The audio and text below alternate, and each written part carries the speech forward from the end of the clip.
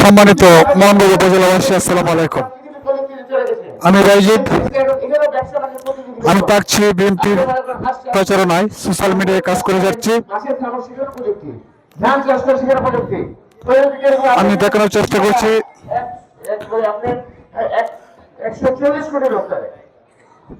লুৎফুজ্জামান বাবর ভাই আমাদের সামনে বক্তব্য রাখছেন। কিভাবে প্রযুক্তিপূর্ণ আপনাকে তার মানে আমাদের যারা কৃষক ভাইরা বলে রাখেন অবস্থান করছেন মোহনগঞ্জ উপজেলা বিএনপির সিনিয়র নেতৃবৃন্দ। আমি একজন কর্মী হিসেবে দলের স্বার্থে, জনাব তারেক রহমান মহোদয়ের স্বার্থে আমি কাজ করে যাচ্ছি। জাতীয়তাবাদী ভাই বন্ধুগণ, প্রত্যেকটা প্রযুক্তি, মাছের খাবার করেন, ছাগলের খাবার, গরুর খাবার, আপনার সার্বিক সহযোগিতা আমাকে পাশে রাখবেন। আসসালামু আলাইকুম। আপনাকে ফল মুসের চাষের কথা ফল চারা দিচ্ছি, আমি ওরা তো চারা 4 লাখ টাকা দিতেই থাকবো। আমার যতদিন সাধ্য আছে আমি দিতেই থাকবো।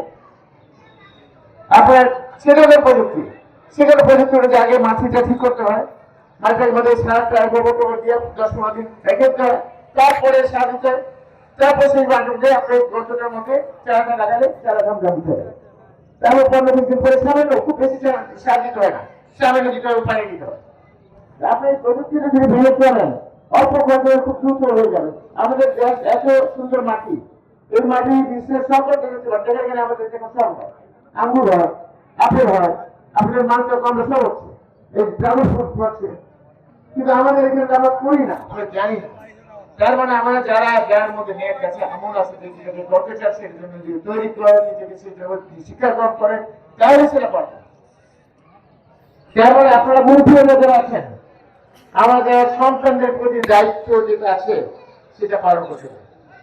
আর আমাদের যে মহিলাদেরকে বেকার রাখার কোনো সুযোগ নেই, তাদের কুটির শিল্প আছে, বিভিন্ন রকম আছে, ছোট ছোট কিছু কাজ